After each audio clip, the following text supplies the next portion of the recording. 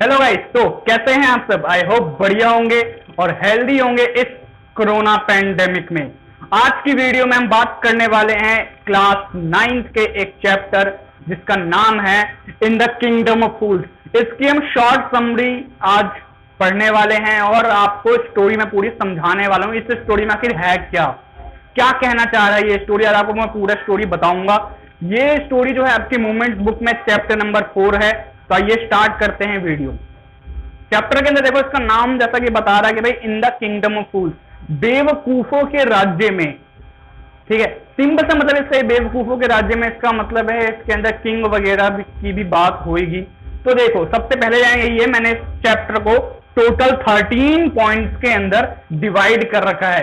इन्हीं 13 पॉइंट्स में हम पूरी स्टोरी अब समझते हैं। तो फिर पहला पॉइंट इसमें दे रखा है भाई द किंगडम ऑफ फूल्स।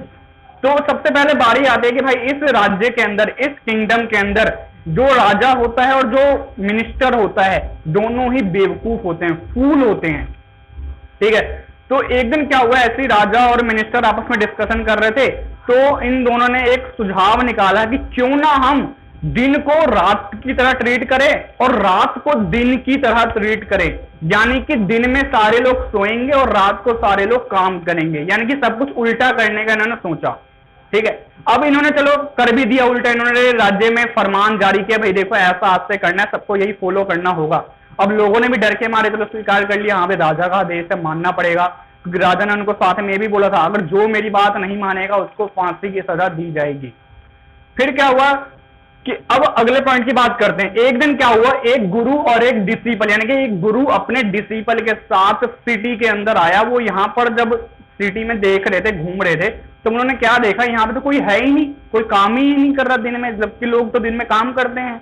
उन्होंने देखा कि भाई एक चूहा तक वहां पे रेंग नहीं रहा था, एक कॉकरोच तक मतलब वहां पे चल नहीं रहा था। सबको बोला गया था भाई दिन में सब लोग सोएंगे। तो इस वजह से दोनों क्या हुए, सरप्राइज्ड हो गए, चौंक गए, भाई ये क्या चल रहा है यहाँ पर। फिर जब वो घूमते रहे पूरी सिटी, उन्होंने शाम तक घूम ली। शाम को जब उनको थोड़ी भूख लगी तो वो एक शॉप पे गए, वहां पर उन्होंने खाना खरीदा। तो उन्होंने वहां पे भी क्या देखा, वहां पे चौंकाने वाली बात उनको दिखी कि वहां पर कुछ भी खरीदो उन सबका प्राइस सेम है। यानी कि बोले तो उसका वहां पे जो मुद्रा चल रही थी, तो वहां पे कॉइन वगैरह टाइप चलता था, वो था डुड्डू। यानी कि देखो डड्डू यहाँ पे चलता था, मुद्रा टाइप। जैसे इंडिया में क्या चलता है, रुपी चलता है, ऐसे ही वहां पे डड्डू नाम की मुद्रा थी। उसी में सारा को जो मर्जी खरीदना है, सबका प्राइस सेम था, 1 डड्डू। फिर क्या हुआ, गुरु को एहसास हुआ, कहीं ना कहीं महसूस हुआ, भाई इस राज्य में तो कुछ गड़बड़ है, कुछ गड़बड़ झोल है। यहाँ के लोग मेरे को बेवकूफ से नजर आ रहे, सारे बेवकूफ है यहाँ पे। तो गुरु ने सोचा मेरा ज्यादा दिन यहाँ रुकना ठीक नहीं रहेगा। तो गुरु ने अपने चेले को बोला, डिसिपल को बोला कि देखो इस राज्य में सारे लोग मूर्ख नजर आते हैं मेरे को, तो यहाँ पर हमें ज्यादा दिन नहीं रुकना चाहिए, हमें तुरंत ही यहाँ से चले जाना चाहिए, क्योंकि कल का कोई भरोसा नहीं, ये मूर्ख लोग क्या करें। तो लेकिन डिसिपल ने उसकी बात नहीं मानी, गुरु की बात नहीं मानी। गुरु ने बोला तुम्हें भाई जो करना है करो, ये पे मैं जा रहा हूँ सिटी को छोड़कर।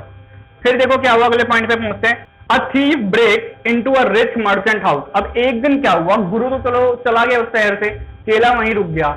ठीक है, अब कहानी थोड़ी आगे बढ़ी तो वहां पर क्या हुआ, एक अमीर आदमी के घर में एक थीफ ने चोरी करी।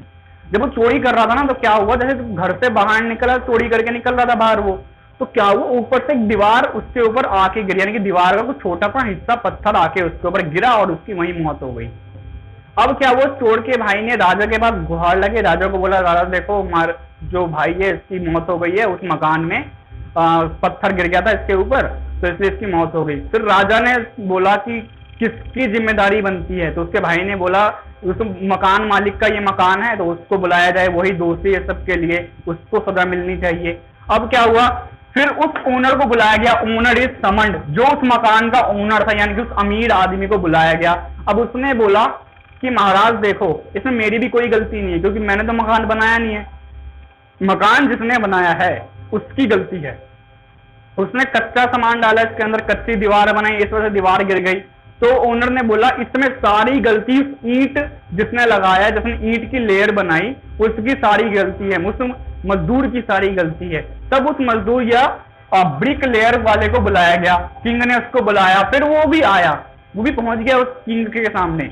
अब उसने बोला महाराज इसमें मेरी भी कोई गलती नहीं है, इसमें सारी गलती उस डांसिंग गर्ल की है, क्योंकि मैं जब दीवार बना रहा था उसी वक्त वो डांसिंग गर्ल उस गली में घूम रही थी, तो मेरी उस पर नजर पड़ गई थी। इसी वजह से मेरा सारा फोकस हट गया था दीवार बनाने से, उस डांसिंग गर्ल के ऊपर फोकस सारा चला गया था, इसी वजह से दीवार कच्ची बन गई। तो उसने बोला कि महाराज उस डांसिंग गर्ल को बुलाया जाए, उसकी वजह से मैं दीवार कच्ची बनाया। तो यहाँ फिर डांसिंग गर्ल को बुलाया जाता है, डांसिंग गर्ल आई, उसने बोला कि महाराज देखो मुझे ना गहने बनवाने थे, तो मैंने अपने ज्वेलर को जो है गहने दिए हुए थे बनाने के लिए, लेकिन उसने टाइम पर बना के नहीं दिए। अब उसने टाइम पर बना के नहीं दिए तो मुझे जो है उसके पास बार बार जाना पड़ा, ठीक है। अब इसी वजह से मैं उस गली में आई गई, तो इसी वजह से इसका फोकस मेरे पर आ गया।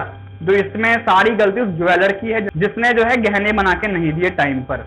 तो इसमें सारी गलती किसकी? उस ज्वेलर के, इसलिए उस ज्वेलर को बुलाया जाए, उस गोल्ड स्मिथ को बुलाया जाए, ठीक है।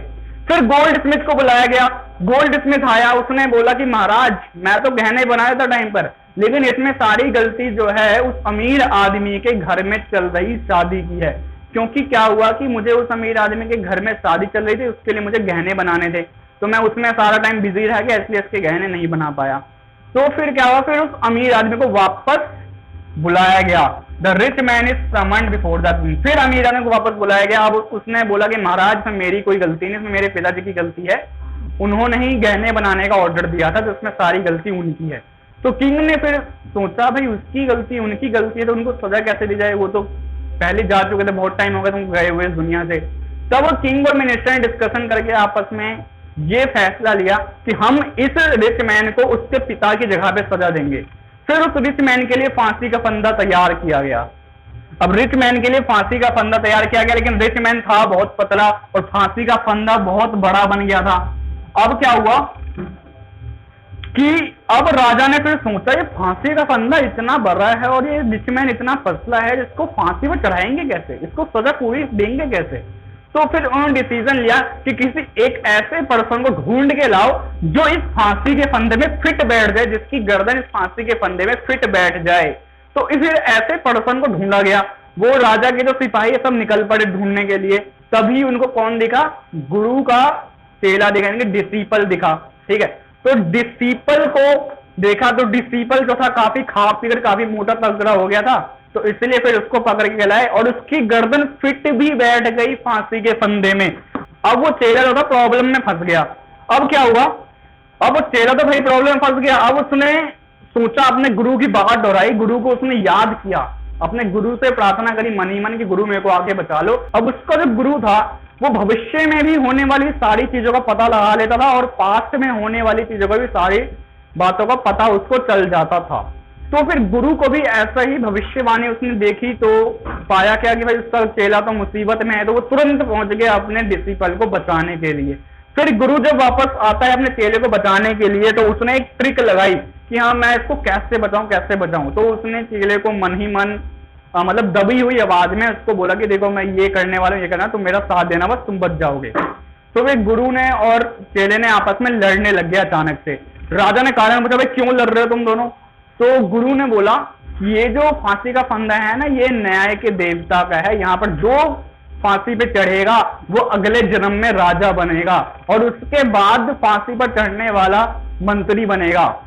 तो फिर राजा और मंत्री ने फिर डिसाइड किया क्यों ना हम लोग ही फांसी पर चढ़ जाते हैं, ताकि हमको अगले जन्म में भी राजा और मंत्री बनने का मौका मिले।